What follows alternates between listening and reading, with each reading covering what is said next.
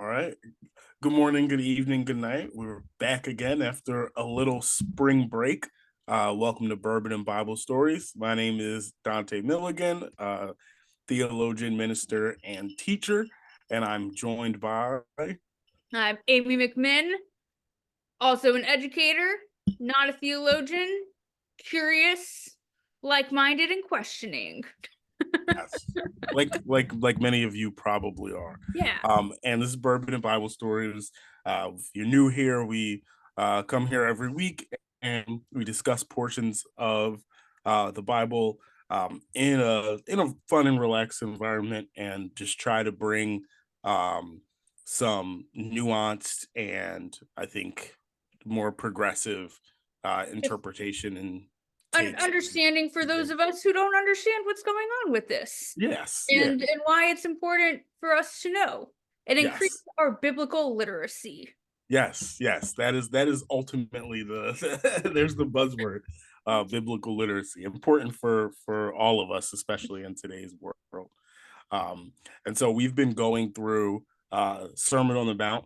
And I said this before in our previous two episodes, but this is, Jesus's longest like dialogue or like single piece of speech recorded, and it's a lot of people would say it really outlines his like kind of overall working thesis and like what it means to follow Jesus.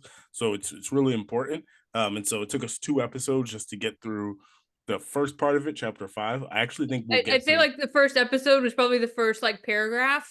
Yeah. There's a lot. There's just so much to dig through. I am hopeful that we'll get through all of chapter 6 today. Just because I think it actually all comes together more cohesively as one thing instead of like multiple paragraphs about different things. Right. But before we jump in, how have you been? It's been a few weeks. We've had Easter, we've had break. It's yeah, it's been spring break. This is one of the few times where like I actually haven't seen you Yeah, in right. in this time. Yeah, no, I spring break, I did not end up going down south. Uh Hmm. I know you did, and I'm I excited was to gonna hear say, about your trip ironically, I to did my go to home North state. Carolina. Yeah, no, I mean, I wanted to go. Ultimately, it ended up being just like a little bit more than I need a break, Yeah, you yeah. know. And the trip home, it wasn't just going to be a trip home, it was also going to be going to Georgia. So, Right. like about 40 hours driving in 2 weeks, where I also still had to like finish report cards, Mhm, mhm. dealing with family drama, have some friend drama going on, which is, good and fine, but a lot. And I decided to stay here. I decided to stay in New Jersey and go to the dentist. That's important. Yeah, well, this is grown up things. I deep cleaned my apartment, Okay. All right. So you and got stuff done. yeah, I've been to the dentist 3 times. Um, it's been a Wow. wild ride. Yeah, no, it's I this has been a long road of denial for me. I was gonna say, you getting some surgery done? I had a tooth Yeah. pulled on Monday. Kind of that's what like brought me to finally go. It's like, okay, this isn't good anymore. Yeah. No, I can no I've been longer there. pretend that this is okay. No, I've been there. I had a tooth that broke and fell out in college, and I didn't Oh, get it fixed until like years later. I'm talking about like swelling, infection. Like I could have like died from just, like this. Like and as an awful tooth. part of the reason I even say it like to our relatively public audience is because I am realizing more and more that more people have had this experience than I Yeah, thought. yeah. Because at first I was just like, oh my God, Amy, you fucking hillbilly, like get your Yeah, teeth get your teeth pulled. fixed. Like, um, but yeah, no, it's like I went in for a checkup and they're like, yeah, you need this and this. And I was like, okay, let's book it.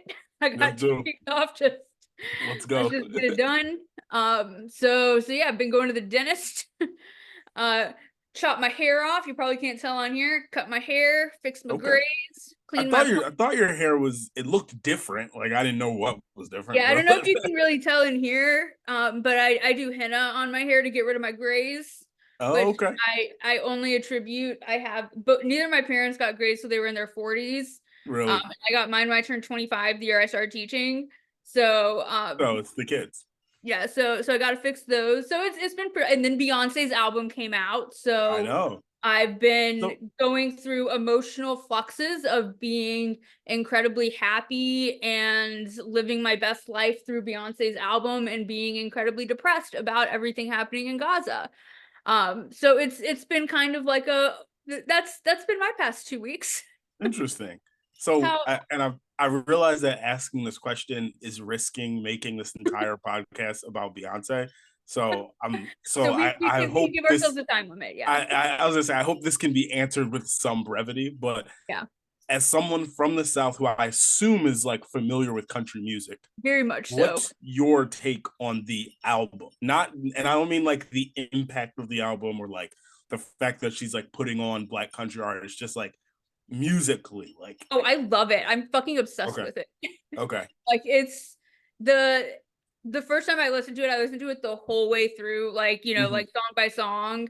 And like as an album, especially, yeah, it is incredible. that's awesome.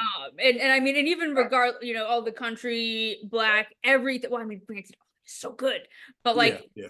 she is starting off with a fucking bang, Blackbird. Holy shit! That's actually one of the first songs I ever learned to play on the guitar. Oh So like wow. that, like, and her version of it was so beautiful. As soon as I'm talking about this, Dolly is literally throwing, yeah, my little Dolly P, Hmm, hmm. is throwing a tantrum because she's ready to go to bed. Yeah, Um, yeah. What are you doing? but yeah, no, I love every bit of it. That's good. But what's funny is like the songs that I am loving the most, so aren't even the ones like on the top album or like No, on no, the no. top ones. But I would say my favorite, which yeah, I'll put this out there, and then I mean I would also love to hear your interpretation and your thoughts on Mhm. the Beyonce album. But Riverdance is by far my favorite song. Okay. And so it's literally Riverdance and Two Hands to Heaven, like, and because they go right after each other, and they just play Hmm. so well into each other too. Right, right. Riverdance, like that is a bluegrass gay house hit. And Okay. never in my life did I ever think I would have those two genres meshing. Hmm. But like that is a flat picking bluegrass guitar. Nice. And that is like a gay dance anthem in the house. I Okay. I love it so much, but I have no complaints. I love this album. I have already been thinking about how I could incorporate it into my AP US history class, except for they Nice. have horrible I don't trust their interpretation of music. Their music taste, Yeah, yeah. or like I'm sure that they're listening to it, but I don't think that they can understand or contribute to like a nuanced conversation of how revolutionary it is. Right, like why it's important. Yeah. Exactly. So Yeah, yeah, it's how's your break been? How was North Carolina? oh, North Carolina was great, man. Like so I think I don't know if I said it on here, but I just had an influx over the last year of like family that moved to North Carolina for completely different reasons, like not even like a coordinated move. Like we have Uh-huh. a cousin in the military, so he's in Fayetteville. We have another cousin that just got a job. He worked in universities Mhm. like basically like development, like money, finances, things like Mhm. that. So he's now working at Duke, like managing all the Ooh, crazy endowment fancy. money. Yeah, yeah, exactly. Yeah, I made fun of him the whole time for Yeah, for good. being a part of the evil empire. Um, and then we have our sister Mhm. who like literally she was living with us and she was like, I Mhm. need to go somewhere else. She's a real estate agent. Real estate's actually better in the South right now. So she Mhm. kind of like, wanted to get out there on her own and just start fresh. And, I think it was comfortable knowing there's some people there. So we went to Raleigh, Durham area. And, it's actually funny. We stayed with our sister who is Uh-huh. she's a single 25-year-old, so she lives in a studio apartment that has like And you and kind your of wife a and your two bedroom. kids. Yes. And so we're like on air mattresses in the living room, and like the kids loved it because they're like, it's like a big sleepover. And like Oh. I think she kind of like enjoyed like having like just like she's lived by herself for so long, and now she got to like just wake up and like, oh, my niece and nephew and brother and Right. sister are all just like laying out in There my is something place. fun about hosting people as well. Yeah. But Yeah. we're also like, me and my wife are also like getting old, and like 5 days on an air mattress was like my back was dying. So Oh, we I started looking up Airbnbs. We're like, we're coming back this summer. We're gonna yeah, stay for like a week, and we're getting an Airbnb. And she's like, oh, yeah. whatever, my place isn't good enough. So our backs aren't good enough. Yeah, Yeah. yeah, exactly, exactly. But no, it was cool. It was cool. I went down to we took the kids to I was actually pissed. We took the kids to the Science Museum in Raleigh, Okay. and it was great, and the kids liked it. And there's like a history museum across the street. And like Okay. just from what I could see outside, like I could tell there was like a lot of Civil War stuff, and like, Mhm. probably gonna get into a little Denmark VC at South Carolina, but still like, you know what I mean? I'm like, there's some really like good, strong early American history that I'd love to get into here. And we left the Science Museum, and like my daughter was like tired and throwing a fit. Hold on, my computer's gonna die. Where is the charger? Oh no Um, worries. but yeah, and then like Micah like didn't want to go to the history museum. I'm like, okay, cool. No one wants to go to the history museum. Everyone wanted to go to the science museum, whatever. So I didn't get a chance to go to the history museum. Um, so I'll do that when I go back. Oh, Uh, yeah. That's kids though. That's kids. I know. I that when we took our the field trip. I mean, anyone listening who doesn't know, Dante and I's school, we take kids. We start school with field trip week. Yeah, we do. It's crazy. And we took or the my class went to New York City, and me and the other chaperones were so excited to go to the Museum of Natural History. Hmm. And for me, like, and I'm obviously not a science person, but I'm like, fuck yeah, dinosaurs. Like, all I Right, want to right. do is This go is see awesome. all the dinosaurs. Yeah. And I could spend all day in just the dinosaur part.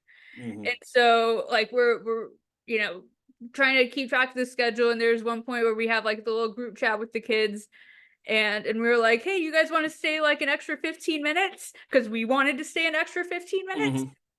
And they all collectively were like, no. No. Yeah, we're done. Get us out of here. Yeah. What are you guys doing? Yeah, Like, you all suck. it's Y'all are time to the roll. worst. Taking the dinosaurs. It's crazy. You have any I good was food down there? that's what I was about to say. We went to the pit, I think it was called. I, Um I don't know any restaurants in that. yeah, I know like a handful around Chapel Hill, in that side of the kind of state, but region. I Yeah. really want to hear about the barbecue. Yeah, oh, it was great. It was funny because I intentionally I like looked up the menu before, so I like knew I was like, I'm gonna eat when I go here. So like I had like a light breakfast, no lunch. So like I kept Yeah. talking all day, like, oh, I can't wait. Like I'm gonna eat, I'm gonna eat. So we get there, and I think everyone thought I was like joking when I said I was gonna really eat and like I was saving room for it. And they Uh-huh. had this like, and so they have all these different like barbecue meats. And so if you want to get like your fills worth, you go, they had like a 3 meat option where you could get 3 different things You just and get you all of still it. get 2 sides. So I was like, yeah, I'm gonna get the Nice. 3 meat option. And like everyone was looking at me like, what are you serious? And I'm like, yeah. So I got like half a rack of ribs. I got North Carolina style like pit barbecue. And Well, then I got we have different styles in different parts of the state. really, that's Yeah. Well, so the interesting. question is, was it tomato based or was it mustard based?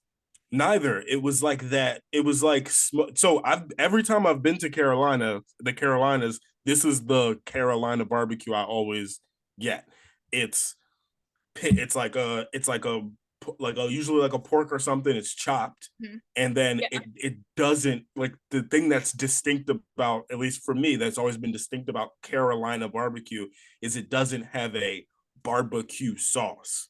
It's a barbecued meat. It's smoked. It I think definitely I know what has kind of sauce you're talking. I would like say a like vinegar based.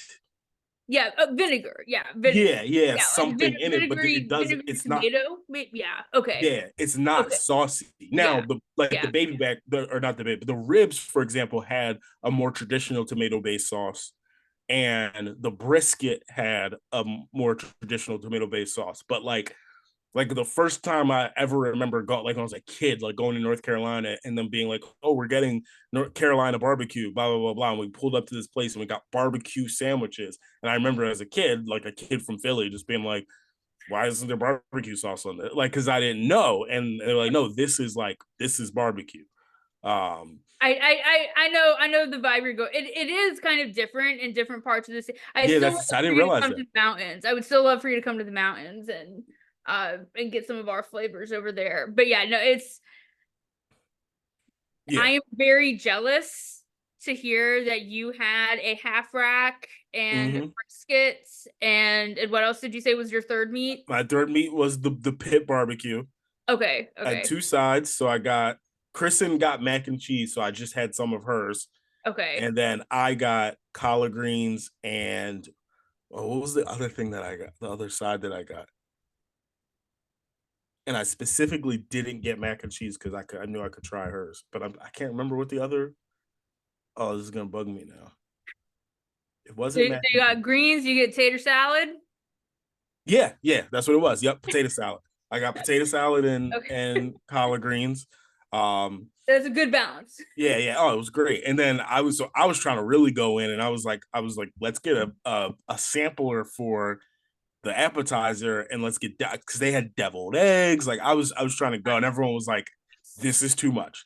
So No, it's not. Never. and then the lady was like, and I was like, we got to get the skillet cornbread, and then she was like, well, I was about to ask, like, well, clearly cornbread would come with it. so Like I would never suggest that as a side. That's silly. That's right, an assumption. exactly. So they actually brought out hush puppies and biscuits. And Uh-huh. so I was like, all right, that's fine. Because hush puppies are made from cornmeal. So that's, Right. you have that. And then, everyone loves a good biscuit. And me and my cousin drank a bunch of different bourbons and ate a bunch of barbecue. And it was awesome. And it was also peak like March Madness. So, NC State, It's it's Duke, it's been UNC, wild. That is everyone's playing, everyone's talking basketball. So yeah, it was good. I would say that is the area to be in for March Madness. Mm-hmm. Mm-hmm. For sure. I was very disappointed when Carolina was taken out, Yeah. but I thought they were gonna go. I will always put them as number one. I didn't even realize that our school was doing March Madness until I've been seeing Yeah. the emails, and I was like, oh well, I would have lost anyways. Mm-hmm. I will always put Carolina as number one. I don't give a shit. Yeah. Um, I'm just glad Duke lost, I have and to I have to admit something. I'm gonna this is a confession for our podcast. oh So typically I just root against Duke, like no matter what, oh, always I think I already know what you're gonna say. hate on Go Duke ahead, go everything. ahead, And I actually texted this to Julian. our our former boss, or I guess your former boss. Um, but yeah, that Duke team this year was kind of likable. There's I'll I'll give it up a little bit. I will say I'm still not mad that they're out, I'm and not mad they're out either. I've never been more surprised in myself that I'm rooting for NC State. Yeah, I But know. honestly, like state in both men and women, and Dottie's I making know. an They're appearance. both in. Yeah. No, Dolly, I'm Dolly, what are you doing? What are you doing? NC State is surprised because they're an 11 seed, so they've surprised me. That Duke team had that Jared McClain kid he's a good kid. I like him a lot. And he's the redeeming factor. Yes, yes. He is the only redeeming Yeah. factor. Just You like know, nails painted, dancing, doesn't care what anyone thinks, and then dropping 40 points on people is kind of dope. yeah, I can respect that, but also fuck Duke. Yeah. It's always fuck Duke. It's always for life. And I got in like an awkward Facebook interaction. Yeah. Oh, I guess that's probably with our what you maybe what you were saying, our Our former former boss, your my former boss. former boss. Yeah.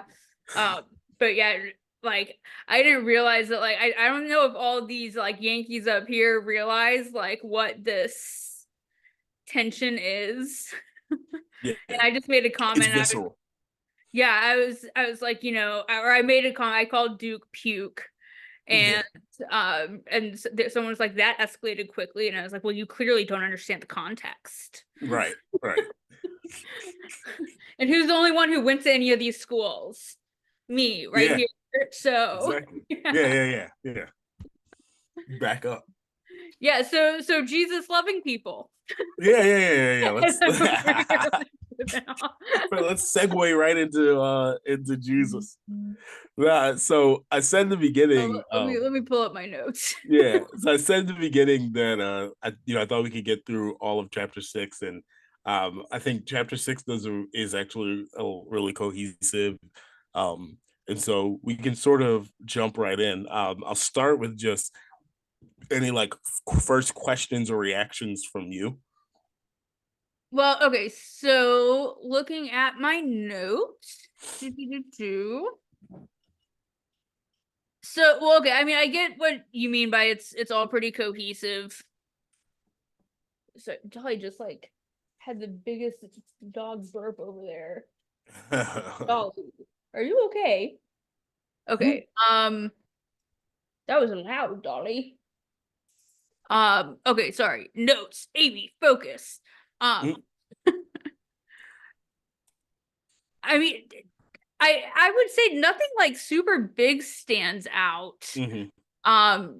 It's I would say, yeah, there's no, I wouldn't say any big questions, but like, so it is kind of divided into sections, and I'm going with the headings in my version here. Yeah. So the way it's kind of laid out, and I guess, I can give you my interpretation, my summary of each of these different little sections. Mm-hmm. So it starts off, okay, Sermon on the Mount continued, mere externalism and religion condemned. Yeah, Dolly's all hyped up right now. Oh no. Okay, so this is basically don't do shit for the show. Mm-hmm. Mm-hmm. Um, I guess one question I have about the well, okay, I guess one thing I'm finding interesting about this is we're starting to see kind of like maybe not starting to see, I don't know, we haven't done all of this completely chronologically, but Jesus has some shade. Yeah. Yeah. Yeah. And he's like it's this recurring theme of like they will have their reward. Yeah. And Yeah. basically like don't be an asshole, like don't do this, don't be a hypocrite, don't Mm-hmm. do things for the appearance, or like and I get the message that he's sending, but I like the shade that he's sending here, and Yeah. you see it in pretty much every one of these little sections of like they will have their reward. Yeah, yeah. It's yeah, and that's so it starts with it talks about sort of almsgiving and prayer. Almsgiving is just charity, right? And Right. then prayer is prayer. And so in my version, if I go to verse 2, it's well, verse 1 says, "Beware of practicing your piety before others in order to be seen by them, for you have for then you have no reward from your Father in heaven." And it says, whenever you give alms, do not sound a trumpet before you, as the hypocrites do in the synagogues and in the streets, so that you may be praised by others. Truly, I tell you, they have received their reward. And it's a critique largely of the Pharisees and Sadducees. So they're kind of two of the main groups of Jewish authority figures. The Sadducees a little bit more upper class, and Okay. focused on the temples. The Pharisees not as much upper class, but very much focused on like doing things the right way. But Jesus is critiquing this kind of this like ritualistic way that people would pray and like show that they're being pious. And they would, it's actually funny, actually really reminiscent of Islam in some ways. So there was a practice of like literally facing Jerusalem and Mhm. praying at certain times during the day, like a morning prayer, a midday prayer, a night prayer. So it's a lot like making salat. But there was this and I think sometimes some of this gets lost in translation. And actually this was a verse that I've talked about even in chapel way back when, and I had to like kind of like break it down and kind of backtrack a little bit with one of our Jewish colleagues because they were like, well, is he just, it sounds like you're just critiquing Jews and saying like, and that this is like anti-Semitic. Was But is that criticism literally just coming from the line of in the synagogue? yeah, yeah. Okay, And it's important to note that, and this can be difficult sometimes for people to pick up, but like Jesus is Jewish. And right, so in this, it's hard because this is a Christian text and right. we think of Christianity so separate from Judaism, but put yourself in the time and place. You have a Jewish preacher who is saying who to a Jewish audience, right? Where everyone And he's talking Christianity to isn't is even a Jewish. thing. It's not even a Right. thing. Christianity is not a thing yet. So he's just simply saying, don't be a hypocrite. There are hypocrites who pray outside the synagogues. He's not talking about all Jews, right? He's talking about specific people. And um, and I think sometimes people get really caught in like, okay, so you can never say a prayer out loud, or you can never do something where people can see it. And it's not supposed to be this like rigid thing that you follow. It's really a comment on like your heart. So if like you are only praying in a way that like you want to gain attention from people, well, Right. your prayers are supposed to be for God. So when he says like you're getting your reward, like you are getting your reward because you're doing it for other people. This makes me think about the classic giving a homeless person money on Instagram, kind of stuff. Like, filming yourself, Well, I doing mean, good it deeds makes for me think people. of like literally in my US history class, what they are reading about over spring break, because I'm an awful teacher, is Ronald Reagan. And but Yeah. like the Reagan era and all of these televangelists. Hmm. Like that's and granted, I think there are a lot of people who would probably completely disagree with that in general, but that's literally what comes to my mind first is like you're literally putting it on television for the purpose of making money. Like that's the Right. explicit purpose of declaring your Right. faith in that manner. And you're practicing your piety for other people. You're not doing it for God.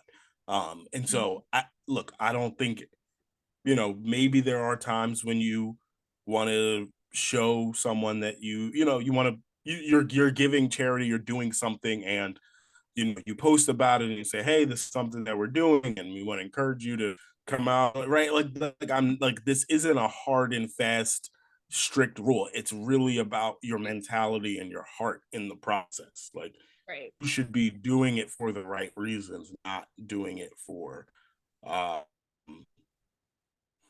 for the attention of other people. So it's a very relevant piece because it's something that we still constantly see. um But and it this is also really the says, this theme one's interesting. throughout. It says, Oh, no, sorry, go ahead. yeah, I was just like moving, looking at verse 7. It says, when you are praying, do not heap up empty phrases as Gentiles do, for they think they will be heard because of their many words. Do not be like them, for your father knows what you need before you ask him. And it's like Oh, so that verse is it's really very interesting. wait, sorry, okay, I'm sorry. That verse is very different than mine. Can you read yours one more time? Yeah. So this is verse 7. Actually, Yeah. I'll start at 6. So Okay. 6 says, "But whenever you pray, go into your room and shut the door and pray to your Father who is in secret, and your Father who sees in secret will reward you. When you are praying, do not heap up empty phrases as the Gentiles do, for they will think that they will be heard because of their many words. Do not be like them, for your Father knows what you need before you." Okay, so six is actually pretty similar. And okay, Okay. the one word that is different was actually this was something in my notes that I wrote that like I actually this is one of my favorite words to use, and I loved that Mhm. Jesus used it, but it was not in your translation. Um, so okay, so this version said, well, I'll start with 6:2. Okay. Thou, when thou prayest, enter into thy closet, and when thou hast shut thy door, pray to thy Father which is in secret, and thy Father which seeth in secret shall reward thee openly. but when Mhm. ye pray, use not vain repetitions as the heathens do. That was my part. I liked the use of heathens. The So I'm heathens. curious now to hear your interpretation of the comparison of heathens versus Gentiles. But then That for it is. they think that they shall be heard for their much speaking. But it also didn't include, you had like two extra lines after that that weren't didn't exactly line up here. But it that I think did, I I thought that was interesting, the comparison of Gentiles versus heathens. Yeah, well, I think my extra lines was just because I ended up reading chapter or verse 8 too. Oh, okay. That's Oh, probably I didn't see that. yeah, that's probably why it sounded like I had extra lines. Oh, But okay. Yeah. No, that actually that lines the up. funny Yeah. the funny thing about Gentiles versus heathens, so Gentiles really is just a reference to non-Jewish people. Hmm. Um, and heathens is also like it's kind of like barbarians in the Yeah. Roman Empire context. Like a barbarian was just a non-Roman, but Hmm. it becomes a pejorative, and so Hmm. barbarian becomes this like sloppy, wild, uncivilized person. In the same way that like heathen becomes this like uncivilized person, but I think like initially it wasn't meant to necessarily be like a pejorative thing. It was just like you're praying in the way that non-Jewish people pray, and if anything, it's a critique um of the of the way like Romans are used to praying in their um in the manner in which they actually pray. Right. And it's interesting for me, especially coming out of like Baptist context, that Hmm. Jesus is like, you know, your many words mean nothing, because I can't tell you how many times I've been in some really long prayers. Like there's some people that are just going, and you're like, is this necessary? I mean, honestly, it's even kind of like, I mean, there's a connection to teaching here too, where like as a teacher, I don't ever require like a word requirement or a page limit. Yeah, It's yeah, like yeah. I don't give a shit how long you can talk for. If you can Hmm. say your point in 1.5 pages, boom, that's Yeah, a great skill. If it takes you 8 pages to say it, that's fine too. yeah. It's more important that you make the point Like, than yeah, that you satisfy the requirement. quality over quantity. Right, right, right. I also think it's interesting, and this is an interesting point, is that Jesus seems to, and it doesn't say it in this version, but I know your version says it, in other versions talk about repetitious prayer. Because if you come up in Yeah, like it does. Catholic, Episcopal, like really liturgical traditions, there excuse me, there is a lot of repetitious prayer, like say 10 Hail Marys or Mhm. say five of these, or whatever. And I think there it's an interesting thing to critique within the church, is that I do think we can get caught up in these like this is really a warning against like empty ritual, right? Like just because like I mean my mother-in-law's Catholic church is like they have a thing where they say, I think it's three Hail Marys before you leave for the troops or something like that. And like I think we should pray for the troops. I think anybody, we should pray for anyone who's in any kind of danger. I don't have an issue with that. But like I, as someone who didn't grow up Catholic, was always a little thrown by the idea that like I have to say this prescribed prayer a certain number of times, as if God didn't hear me the first time. Like, you know what I mean? Like, Well, and I think that that point that you're making is actually a very good transition into this next part, which mhm, is mhm. the Lord's Prayer. Yeah, yeah, yeah. And so I mean it was kind of funny reading this, and I was reflecting, and little story time for people who are not at Donte and high school. We have chapel every week, and we are an Episcopal school, Mhm, but it's, and Reverend Mike, we love Reverend Mike, mhm, is Episcopalian, but our services are not very Episcopalian. mhm, mhm. But it was kind of funny to me in recent weeks where it was like so the bishop is coming, so we kind of I have to teach know. the kids how to be Episcopalian. So funny.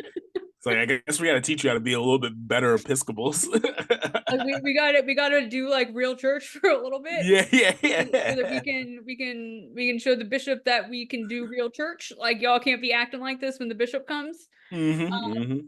But it was really funny because we don't really say the Lord's Prayer that often No, in our we chapel don't. service. And it was really interesting to me to see how our community responded to the Lord's Prayer, and even myself, because Mm-hmm. the thing is, like, I know it backwards and forwards. I can say this shit, and I do have a question for you about some of the terminology in it, and this Yeah. came up in when it was happening in chapel, because Did it you was stop after well, oh no, I mean, I know the whole thing, but okay. so like well, okay, okay, let me finish what was funny with chapel, and then I'll go into my question. Mm-hmm. um but I know the stopping point too, though. I do know the Deliver stopping. us from evil, yeah. Yeah. um One thing that was funny, and granted this is also kind of like a middle school high school divide. Mm-hmm. The more I've been interacting with middle school a little bit more this year for like various reasons, Mm-hmm. um but they have just so much more like energy about things. I know. And I actually really love that, and I've always said, like, I don't fuck with middle school. But Gotta love the energy. there's something really earnest about like the energy they bring that Mm-hmm. I actually really enjoy. And there was a group of middle schoolers close to where I sit, Mm-hmm. next to the 11th graders, and they were just like so excited to like know the words and to Mm-hmm. like be ahead of everyone. Yeah. And Like what's they were funny like is not reading the pace, and they were like clearly getting off on being ahead of the pace. I know exactly who you're talking about. This is how they are with everything. Those specific students, they love to be first. It was it was just so funny. Of just like it really cracked me up to just like see that energy of just like so excited to know the Lord's Prayer. Yeah, yeah, yeah. And there's meanwhile Um there's seniors that are like lame. Like yeah, like um but so I mean that was just kind of a funny moment for me. But the part that's always like different, and I genuinely don't know, and I'm curious, is the phrase debtors versus Yep. trespass. And So so I grew up Episcopalian, and we always said trespassers. yeah. So And in the version I read, it does say debtors. yeah. But I'm curious to understand what's going on with this terminology. So the my version says debts and debtors as well, the NRSV. So this is, probably the closest version to the Greek. However, it is traditionally trespasses. Um, Okay. it it was changed to debt and debtors in later denominations. So I think like some of the Presbyterians were some of the first ones to, excuse me, to say debt and debtors. I want to say maybe Lutherans say debt and debtors as well. And so there's a lot of reasons, at least proposed reasons for the shift in language. Some people some theologians argue that the reason that people in the early church strayed away from debt and debtors is because it insinuated a literal forgiveness of monetary debt, Okay.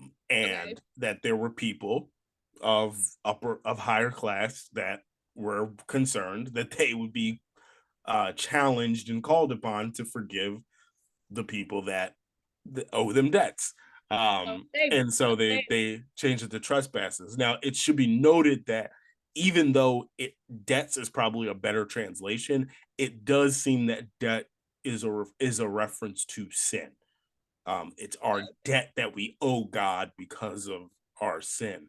But at the same time, there is a really long tradition in the Bible of forgiving of monetary debts. There's the year of Jubilee, where it's like every 7 years you're supposed to just forgive all debts.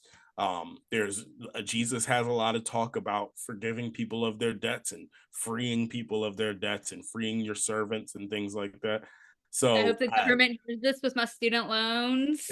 Right, exactly. And people have brought that up in earnest with like congressmen that hate the idea of student loan forgiveness, yet they're like these like staunch Christians, and they're like, you literally, your Bible literally says like forgive all people's debts.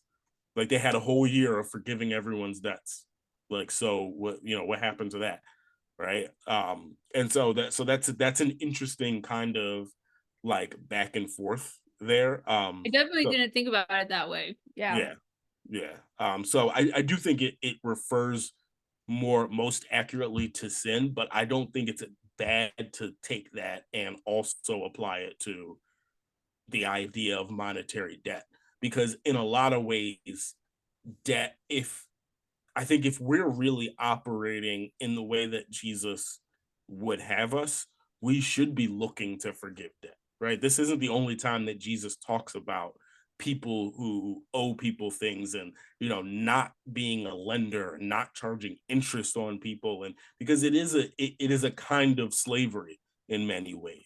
And the communities that Jesus built and the communities that formed after Jesus they sold their possessions and they shared everything in common, and you know they didn't borrow and lend from each other. They gave, right? They gave freely to each other. And so I think there is cause to look at this and challenge ourselves when we think about debts and how we charge debts to other people, and whether or not it's moral or ethically correct for us to ever have anyone indebted to us. As human beings, do we have the right to enslave, quote unquote, another human being over in their time of need, right? Like if you asked me for something, you needed it, and so I should either give it if I have it, and if I don't have it to give, I shouldn't give it. And so I do think there's some like salient commentary on that. I love it. I also think a lot of people can call you, a commie for some of that, Mm-hmm. ideology. I don't disagree with a single bit of it though. But Yeah. I also want to I want to connect a lot of this back though to this last passage though. So Mm-hmm. with the Lord's Prayer. And this is something I actually, you know, even though, I am not religious, all of Mm-hmm. my prefaces, blah blah blah blah blah. I really do understand the value of this specific prayer. Mm-hmm. Mm-hmm. But it's kind of ironic to me that this prayer is coming right after this passage that you just explained really well is about like, don't have meaningless rituals. Right. Right. And I feel like the way that this specific prayer was brought up to me is very Meaningless ritual. meaningless and ritualistic. Yeah. And it but the fact that it is so like this is just what you say at this point in the service and blah blah blah Mm-hmm. Mm-hmm. blah. And even kind of jumping back to like when we did like our like real Episcopal service at school, like the thing is like I knew every word of that. Like, Mm-hmm. I haven't been to church in God knows how many years. God knows Yeah. ask here. But I can't even tell you the last time I've been to church, but I could have recited every word of what Reverend Mike said Mm-hmm. Mm-hmm. myself. I could have done the whole thing Yeah. because it's so ritualistic. Yeah. Yeah. And but the more ritualistic it becomes, the less meaning it has. Right. And And that's so it's this weird dichotomy where it is such an important message. And mm-hmm. I really do believe and understand that. Like or like I understand the message and I think it's a really important message. But through my own experience, the fact that it has been so ritualistic is part of the reason why it has lost so much meaning for myself. And it's a really interesting thing. First, I think it's like a microcosm of, I think, just like religion and how we continually fuck it up. In that there's a verse where Jesus says, "Don't make things into meaningless ritual, and then Mhm. he tells us how to pray, and then we take the thing he literally said right after and turn it into a meaningless. It's like, how do we miss this? And to even comment on the prayer itself, what most scholars will tell you is like this prayer is not meant to be prayed necessarily word for word. The idea is Jesus is saying this is how you should, and it even says verse 9, pray in this way. And so, and I've done this in like Sunday school and things like that. The idea is like you break this down, and Jesus is saying, if you want to understand how to pray, here are the parts that should always be in your prayer. You should admonish God in some way. So God, praise you, thank you. Nice to be talking to you, right? Hallowed be your name. Your kingdom come, your will be done. You should always recognize that we're here to bring God's kingdom to earth, and that no matter what, even if I don't get it or understand it, I want God's will to be done. Give us this day our daily bread. That's a really important piece that I think people gloss over. It doesn't say give me like abundance. It doesn't say give me riches. It doesn't say give me more than I need. It says give me my daily bread, right? And that there's a humility of like ask God for what you need today, and that we'll get more into that in the later verses. But ask, just God can supply the thing that you need for today, not more than you need, not less. Your daily bread. Um, Forgive us our debts, and we forgive our debtors. We forgive the people who have sinned against us, who have hurt us, just as you forgive us for sinning against you, hurting you, or owing anything to you. Help me stay away from my temptations, and deliver me from any problems that I'm in. And you know, you're the man, God. Like that, those like six things, like it's an outline, right? Okay. Later on, we go, well, we might as well say this word for word because it's now enshrined in scripture, and it kind of becomes like, oh, how, when you're building a liturgy, when you're building a service, we do this in civic policy as well. We go back to things the founding fathers say, and we say, wow, this was such an amazing statement or piece of writing. We're going to, memorize this, codify it, and continually say it. So there are certain things that, most Americans can say. Most Americans can say the preamble to the Constitution, or, little things like that. We the people, or 4 score and 7 years ago, or we hold these truths to be self-evident, right? Like sometimes when you're creating something and you're trying to make meaning, you go back to something that was said, and you say this speech was so important that we want to always harken back to it. So I think over time it just becomes important because it's the prayer Jesus told us to say. But I think the intention was actually to be more of an outline and less of a word for word thing. Well, and even with the comparison you're making, that was the point I was going to make, is about the intention, because Mm-hmm. if the intention in this piece is to not have a ritual, Right. that is important to recognize, which Right. is very different though from like the preamble of the Constitution, which is saying that like this is establishing the law Yeah. and the Yeah. legal foundation of our country. But I also do think that there's a reason why you're also bringing that up as a comparison, because I think a lot of people do interpret a lot Mm-hmm. of this foundation, and I like the way that you phrase this as like an outline of how prayer should be. Mm-hmm. uh but I think a lot of people also do take it very literally, and Yeah. like this is the law, in the same way of like similar people are able to, and granted I can recite a lot of this when I haven't had as much box wine as I've had. um but interpreting this as law Right. rather than interpreting it as an outline. Right. Right. But what's interesting too is like, and so again, I did, I grew up in more Baptist and Pentecostal churches, and so they're very like non-ritualistic.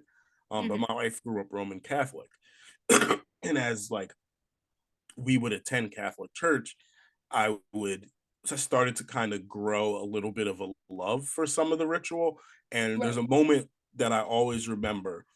and it's a sad moment, but an important moment. It was my mother's last moments, and we're in the hospital room, and so I'm there, my wife is there, my son is a baby, a couple of my friends, my aunt, close family and friends, and it's like it's that moment of like the hospice people are there, everyone's there, this is it, like you know, it's time, basically. And so as like, she's taking like last breaths and all of those things, like it's a very somber, moment, and we're all sort of kind of surrounding her and, sad and all of those things. And my wife is very very distraught, not only because it's a sad moment, but also like she's just not someone that like has been around death and things like that. So it's like a sad moment to be losing her mother-in-law, and it's also like a really stressful moment to like have to be there and witness it, because it's just not something that was like she ever did growing up or anything like that. And so my aunt, who is a Baptist pastor, right? In this moment, we're sitting around, we're crying, we're holding hands, we're hugging, we're just talking, throwing a joke in there if we can, right? Like all of Mhm. those things. My wife is crying. My aunt goes over to my wife, and she starts going, "Hail Mary, full of grace, the Lord is with thee. Pray for us sinners." And then my wife starts saying it, and my aunt says it with my wife, and my wife starts saying it, and it was such an important moment for me because, first of all, like I barely know the Hail Mary now because I didn't grow up saying it. Right. And none of us in that room who grew up Baptist or anything like that would have ever thought in that moment to say that prayer, because that prayer, one, has no meaning to us because it's not something that we grew up saying. And when we're in moments like that, we don't turn to rituals like this. For my wife, having grown up Catholic, that Mhm. was a place of comfort for her. And Right. my aunt, who never Catholic in her life, but is a pastor and is familiar enough and had the wherewithal, divine intervention, whatever it was, knew in that moment, Mhm. I'm to bring comfort to this Catholic person, I'm going to recite this prayer. And it was a moment where I said, wow, these ritualistic prayers that sometimes can seem so meaningless in moments like this can be so full of meaning. And I think sometimes like these things that we can say blindly and can say with no meaning, in some moments, man, they end up just recalling something so deep to us. And because we know it, and because it means something to us, it can really be meaningful. And it's I don't know. I feel like there's just so many examples. Everyone probably has something like that. There's um I remember over MLK weekend we did the cleanup and everything, and there was the organization Sisterhood in Burlington. It's run by a black female pastor, very old black woman, and she spent some time just trying to talk to the kids about how important it is to do this work, and then she started singing the black like national anthem, and like that that was meaningful to me, right? I knew the words and it was something I'd grown up singing. And there's plenty of times where I just sang it as a kid because we always sang it, but in that moment, it was meaningful. And so, I think that, Jesus's point about not turning things into blind ritual is important, that we like that these things are always meaningful, but I don't think that that means that every time we recite a prayer that we memorized, it's not meaningful. I think it can become meaningless if we don't say it with intention.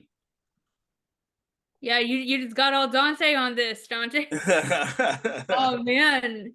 Oh yeah, that's your preaching right there. I feel like I'm taking that in. I'm taking that But in. I mean, it's so real, and it's like, and I've heard that same, like that story that I tell about my wife, like I've heard that same type of story in so many other ways. Like I remember there was someone who had like left the church, and they left when they were 19, whatever. I'm done with this. Like, I don't know if I believe this, whatever.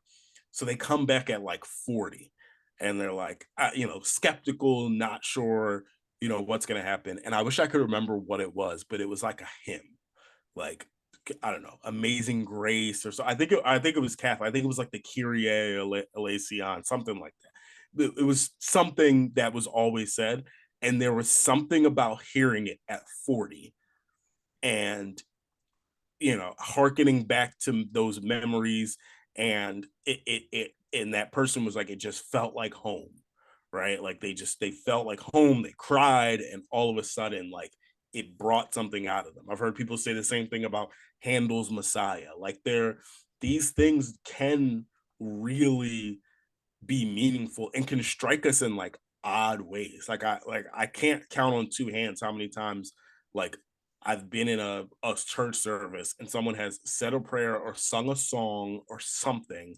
and like someone has broken down crying unexpectedly, and they just didn't know that song, that prayer was going to do that to them, and it touches a chord somewhere. But at that moment, it has meaning. I feel like I have so many different thoughts. I don't even know where to go with my thoughts and responses to that. I'll start off a response with something that's actually, I mean, all the thoughts are related to this, but there was a line even in one of the lines here that actually had that kind of like musical recognition for me. Hmm.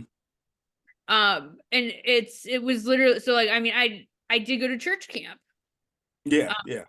as a kid. But there was a line, and I didn't know that this is where it was from, but yeah, seek ye first the kingdom of God and his Oh righteousness, yeah, and yeah. all things shall be added unto you. I remember And so that song. like, yeah, like Seek ye like first, though. the Yeah, kingdom of oh God. God, Yeah, yeah. like, and but literally like even just reading this line, that line in itself, and granted it's not nearly as powerful as, the story you were saying. Hmm. Uh, but that line did remind me of, or it brought back that experience. And and church camp was a weird place. Yeah, yeah, It yeah. was a funny, but I loved it. I actually Hmm. loved it, and I was never religious, Hmm. really, but I always went to church camp, and I always enjoyed church camp. Yeah, Um, but the singing was probably my favorite part of church camp. yeah, Um, I will also say, when you were talking about that, I was also thinking about Beyonce. yeah. But in all seriousness though, like Blackbird, like what I was talking about at the Right. beginning, Yeah, yeah, that yeah. song Blackbird really does. I mean, I learned that song from my father. Hmm. And I mean, he was a Beatles fanatic. I Dolly's asleep on it right now, but I have he was gifted this Beatles blanket that it's like this huge embroidered blanket, and the Beatles are like, yeah, I mean, he was always a musical genius. It's Hmm. absurd how talented that man was Hmm. musically. Um it's actually, let me, Dolly is literally like laying on the Beatles blanket right now. Oh yeah, I see it. Dolly, say hi. Say hi, Dolly. She's like, I want to go to sleep. She's like, I already told you it's bedtime. Yeah. Um, but literally like that, the first time he played that song for me, it's such a beautiful finger picking song. And Hmm. like that's the style of guitar that I love. I love finger picking. And that's how he taught me to play. Like I can't play with a pick. It's just not my thing. Hmm. Um Hmm. I don't it feels too constraining. Like whenever I play, I always play with my fingers. And he taught me how to play with my fingers. And that is a finger picking song. And Hmm. the message in the song is so beautiful. And the chord progression and the everything about it is so beautiful, and I have always loved that song. And then to literally like put on, obviously everyone was so pumped about the new Beyonce album. Hmm. And you know, and I saw the list of the songs coming out before. Um and I saw Blackbird was on like the track list, but I was like, is it that Blackbird? Yeah. Could be that Blackbird. But I don't want to get my hopes up that it's Yeah, that like I'm Black. not gonna get my hopes up. Yeah. And then for that to be like the second track, and Hmm. for her version, I could cry. I could cry. Like it was Hmm. it's yeah, it's not exactly the same, but it's similar. No, It's but it's the same thing. definitely There are these things that just because it's recited and burned into our memory, it doesn't mean it doesn't have a meaning. And I think that's like the overall point is like it's not about this like strict, either you say it, you recite it, or you never recite it. You pray in public, or you can never pray in public. It's just do it with intention and meaning. And if you right. find yourself doing these things without meaning, then you should question it, and maybe you should back away. Maybe you should say, oh, in this moment, like what I'm doing doesn't have meaning, so I'm just not going to engage. But if it And does have what meaning, is my intention here? Like, right, am I doing this for myself? Am I doing this for the validation exactly, of others? right, and because to be completely fair, there are I've met plenty of Catholics who every time they're in mass, it is meaningful to them, and Hmm. they are saying even though it's super ritualistic and super repetitive, and it's the same words over and over again, it means something to them. They're there with intention. They have their hearts centered and focused on that mass. And so sometimes Catholics and liturgical churches can get a bad rap for sort of being too ritualistic, but that's all about the intention of the people participating in the service. Well, and I think it goes back to even what, I mean, I was kind of joking about before, but just like the literacy behind it. Yeah, And yeah, and it's yeah. just like, I don't even know or remember when I ever took the time to like break it down, but like I do remember like I have always, or not always, that's not the right word. I value the Lord's Prayer. Yeah. I value this. Hmm. Um oh yeah, another like kind of side story, not it's yeah, relevant but not exactly the same. I remember I went to mass one time in Italy when I was studying abroad, Hmm. and it's obviously in Italian. And it was so bizarre. I had basic Italian skills, but when it came to the Lord's Prayer, I could just say it Yeah. Yeah. in Italian. Hmm. Like my Italian skills were fine. They were okay, they were decent, but like when everyone's just saying it, like I could just do it. It just flowed. And it was wild though, but to also think about how this transcends, Like even like a languages and language cultures. barrier. Like it was kind of wild for me to like be in another part of the world of like everyone's like Hmm. this is said everywhere. And that's not uncommon. Like I've been to masses that were in Spanish or masses that were in English, but people there were Spanish speakers. And there's that same thing of like, well, I don't know everything that's being said, but I know what's happening, and Yeah. I can still participate. Yeah, that was actually when my mother, the first time my mother ever left the country, the United Hmm. States, was to come visit me when I was living in Prague, and we took a trip to Poland. And it was a wild trip, but like the one thing she wanted to do in Poland was she wanted to go to mass. And yeah, she will definitely listen to this. I mean, I think my mother is probably like our number one listener. Yeah, good, Um, but we went to mass in Krakow. nice. And I remember I felt like kind of embarrassed about it, but she's like, "No, we're going." Yeah, let's go. And that's like, yeah, no fucking idea what's going on, but but we went and Nice. we did it, and then we did the thing. But it was really cool though. It actually was pretty cool to like to participate in that. Yeah, yeah, yeah. Uh, It can transcend barriers. and I could take communion. Yeah. Yep. Benefits of that baptism. Yeah. Well, let's get to the kind of Yes, is there? second piece of this. So if we look, the only other thing that comes up after the prayer is whenever you fast, don't my version says do not look dismal like the hypocrites. They disfigure their faces to show others that they're fasting. And it's the same kind of idea of the prayer piece of just like you don't need to show everybody what you're doing. And there, and there was a tradition of like, oh, I'm fasting. Oh, I'm not gonna shower. I'm not gonna put oil on my face, which is something that it's kind of like lotion. It's a traditional just cleanliness hygiene routine. Um, and again, you're trying to show off for other people, and so Jesus is really just admonishing like true piety is between you and God, not for you and other people. Then we get to what I think is a really, really interesting text. So verse 19 it says, so I'm going to read, I'll go 19 through 24. So my version says, do not store up for yourselves treasures on earth where moth and rust consume and where thieves can break in and steal. Store up for yourselves treasures in heaven where neither moth nor rust consumes and where thieves do not break in and steal. For where your treasure is, your heart will be also. Then he says, the eye is the lamp of the body. So if your eye is healthy, your whole body will be full of light. But if your eye is unhealthy, your whole body will be full of darkness.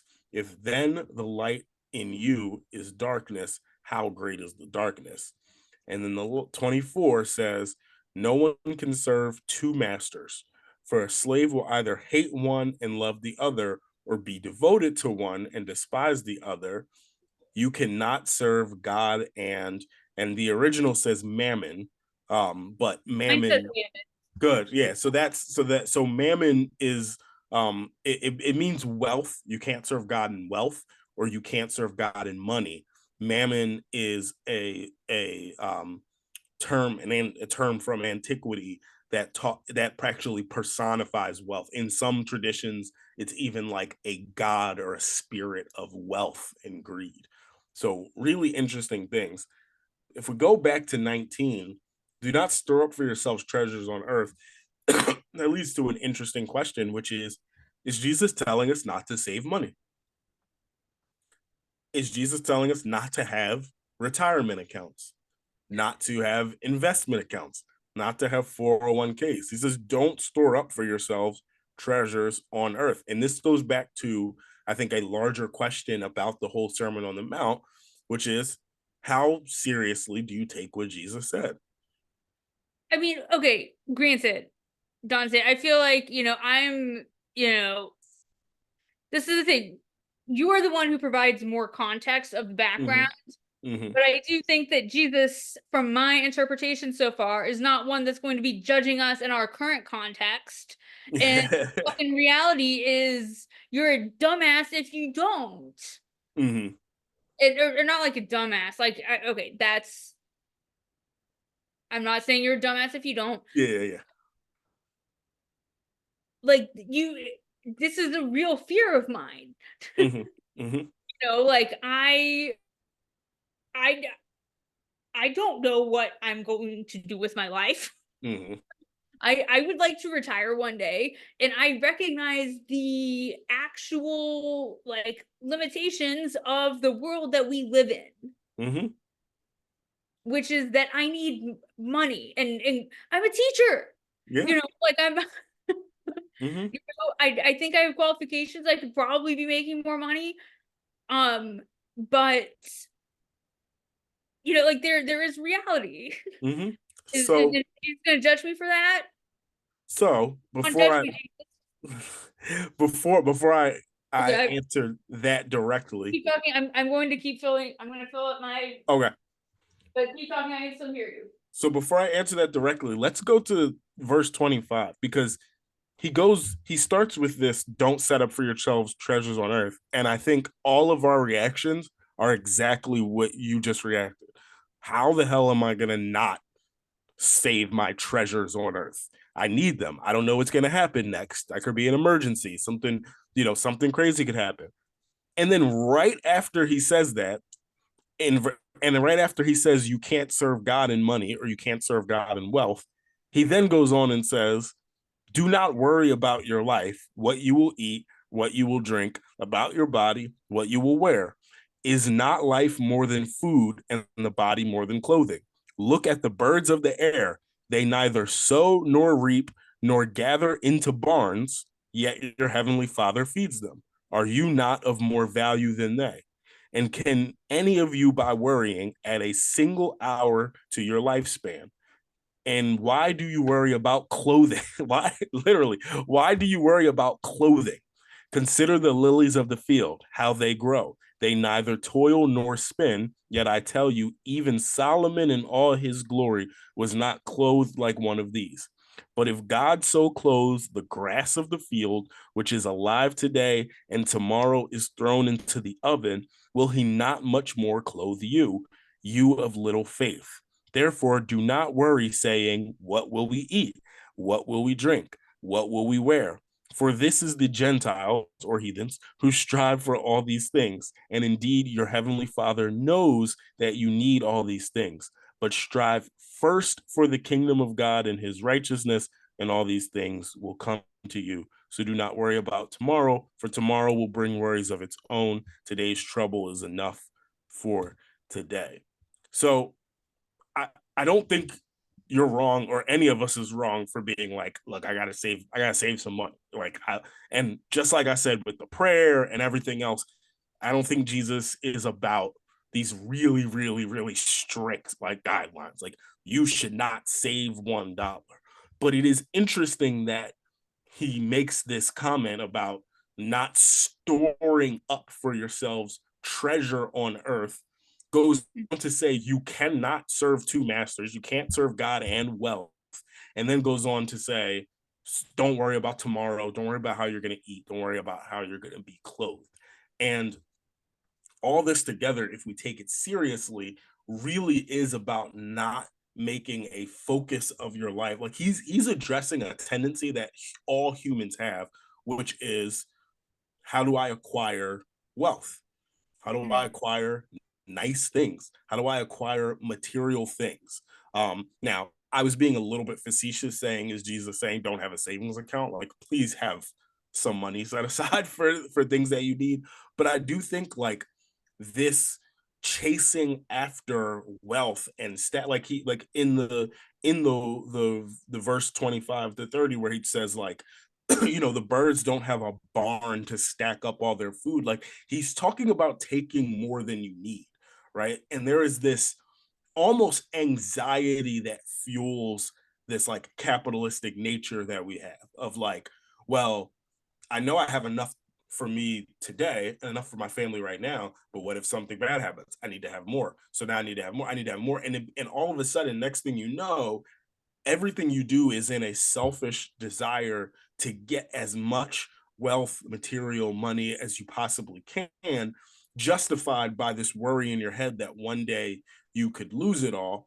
And you have not, if you're so busy making sure that you have all the material and all the wealth and all the things in the world, then you're not sowing those things into the poor. You're not sowing those things into the disenfranchised. You're not helping people who don't have the capacity even to work in the way that you do or to gain in the way that you do. So notice it says, don't focus on storing up treasure, focus on the kingdom, right? All this whole sermon has been Jesus laying out what it means to bring the kingdom of God to earth. And if it's all about reaching out to the marginalized and reconciling the world and reconciling poverty and violence and war, you can't do that work and also chase wealth and material things. So Well, there, go ahead. this is I mean, even when I was reading this section, this is essentially where my mind was going with this. Mm-hmm, And obviously I'm going to fucking Gaza. mm-hmm, Like mm-hmm, literally like one of the stories that I was getting, I made the decision a couple days ago to turn the alerts on for my Haaretz. Like I decided I'm paying for Haaretz. I'm gonna get the notifications, and one of the first stories that came up is how Gazans are living without shoes. And the Yeah. thing is, like, life in Gaza is so fucking awful on every single level. Hmm. There are so many levels that we don't even think about Hmm. as people who are not living or experiencing it. And then just to have an entire article written about not having shoes. Hmm.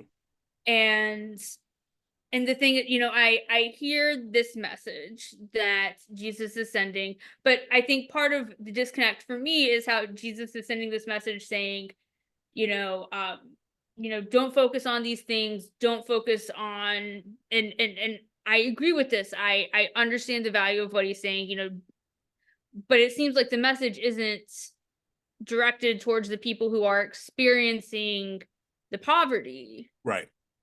And when we are applying this to this real world contemporary example, like, how the fuck are these people in Gaza supposed to internalize this message So, when they have absolutely fucking nothing and are experiencing complete violence at its core? mhm. So I think there's actually two ways to answer there, and I think you hinted at one of them when you said it doesn't sound like he's talking to the people that experience poverty, and I think to some extent he genuinely isn't. I think to some extent he's looking at me and you and saying, "How dare you have two pairs of shoes when some people have none?" Yeah, Right? Like think about storing up treasures. If I got a closet with 25 pairs of shoes and there's kids that have none, like, yeah. and to some extent, everything that I have over necessity is robbing someone else who doesn't have it, right? And I think he very much wants to call that out of us. So to that part, I do think that comes to us.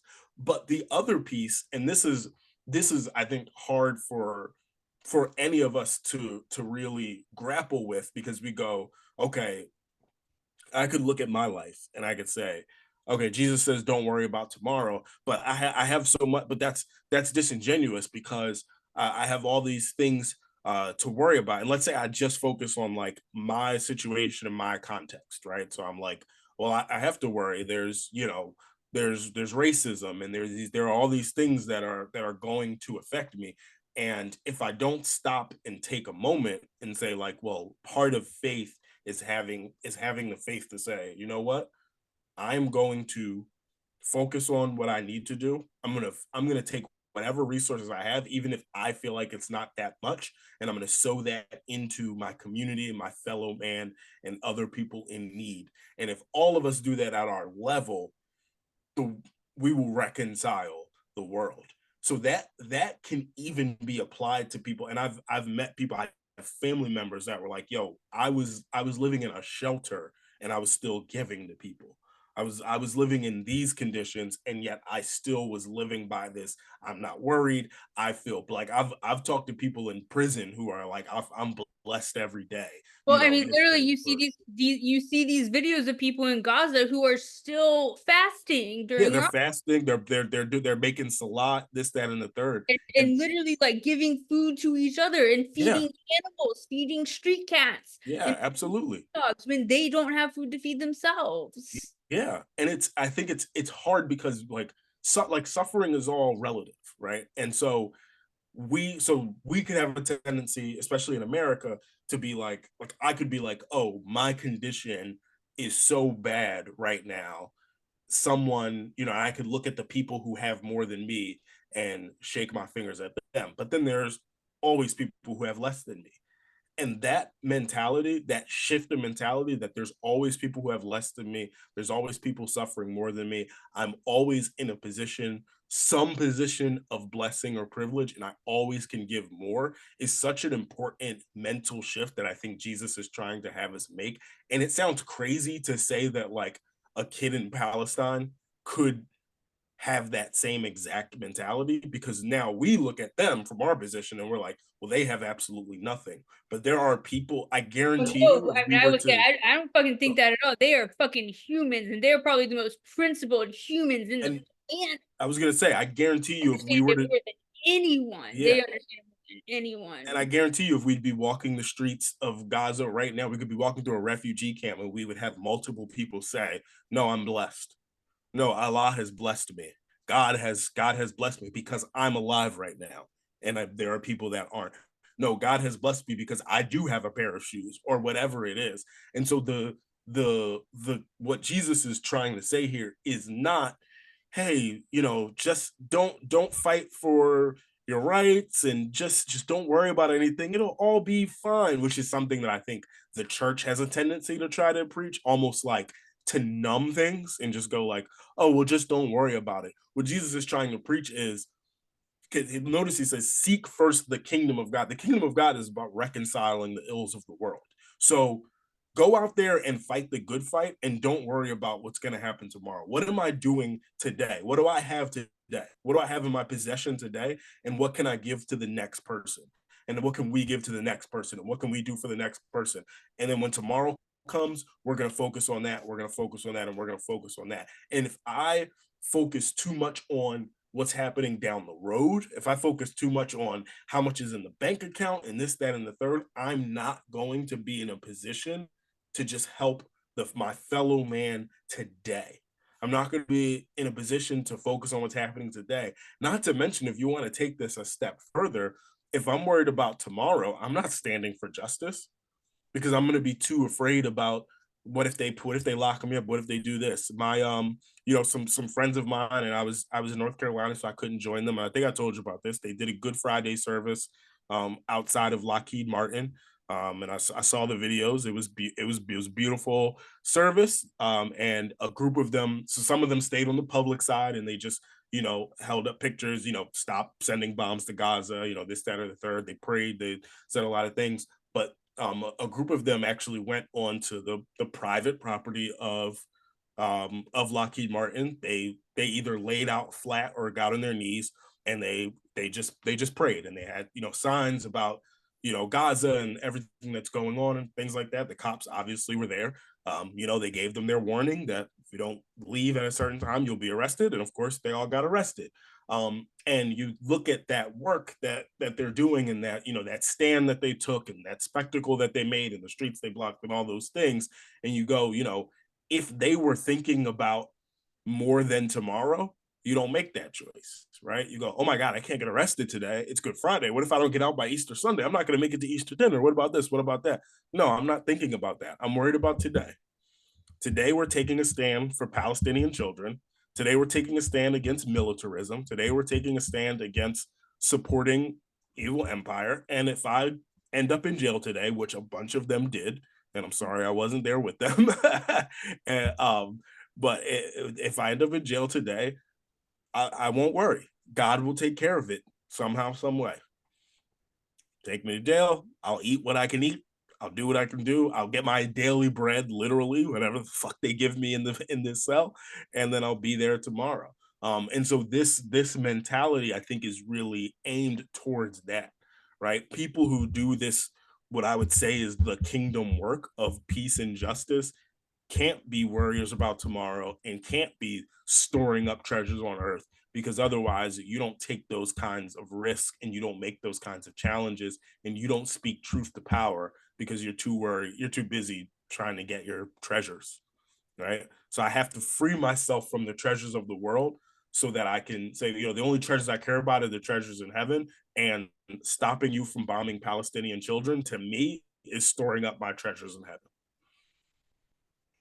And even as someone who doesn't necessarily believe in heaven, that's the right thing to fucking do. Right, right. And I would say, if Donte, if another thing like that comes up, tell me, I can be there. I just need to find someone to take care of Dolly. Yeah, yeah, yeah. No, I get they do a lot. I did a thing with them But about a month but I ago, and this I thing. yeah. Yeah. I'll definitely keep you and I'll definitely keep you posted. I know they have some more stuff going on. So I yeah.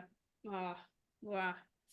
My heart has been breaking. My heart has been yeah. breaking. No, It's it's I mean it's terrible. It's terrible. It's funny. I stay out of like social media like arguing and things like that. But I wanted to check on how the protests and everything went, and so I went on Instagram. I found the videos of everyone being arrested and things like that. And the one guy, Shane Claiborne, is probably the most like prominent in the sense that like has a lot of followers. People know him. He's been doing this work for a long time, and so he had the most comments on his page of what was going on. And like there was like someone in the comments that was like, oh, I wonder where Hamas is getting their bombs from. Like essentially trying to like challenge like this idea. And I'm like, you do realize that that is the point. Like they're not saying stop giving bombs to Israel, but keep giving bombs to Hamas. They're saying stop bombs. Like it's not Right, right. like it's just like people are the it's just crazy. We're so dedicated to like taking sides. We're so dedicated to justifying our own violence and our own militarism that like saying something like ceasefire now is It's offensive. controversial. Yeah, it's like how is that offensive? Let's quit killing each other. Yeah, like how is it offensive to say hey we should stop having genocide? Uh, yeah. Well, that's probably a good note to end on. I would say that's also like what I, in addition to everything I've been doing over break, I have a total of 4 students in my class learning about Israel and Palestine, and Nice, I'm devoting all of my energy into making that the best class ever. nice. And but I mean, it's like, all of my resources are great, and but I love adding to them. Hmm. And so I have been spending a lot of time over the past few weeks as well, like just going through the plans for teaching this. and Hmm. and but it's also like going through the history, Yeah, and it's and I know the history. I know the history. Um there's always more though. yep, There's yep. always more. And anyone who's made it this long in the podcast, you know how I feel, and I'm okay with saying this, but there are there are some people who don't like to acknowledge the history when you're talking about the conflict. Right, right. And I understand that perspective because there is a part where you need to, like, like, how do we move on? Hmm. Hmm. And and honestly, I don't know how to move on. I don't know how to move on. But I think one of the ideas that a lot of people suggest for how to move on is not acknowledging the past. Mm. This is a common thing, Dante. This is a common thing, Interesting. Yeah. and That and that you and I can talk a I was lot. gonna say that We, causes me anytime oh those yeah, words are uttered, well, that well, well, causes me because concern. clearly that benefits one side. Yeah, yeah, yeah, yeah. Clearly that benefits the fucking oppressor. Yeah. Almost Um, always. well, and exclusively in this situation. Right.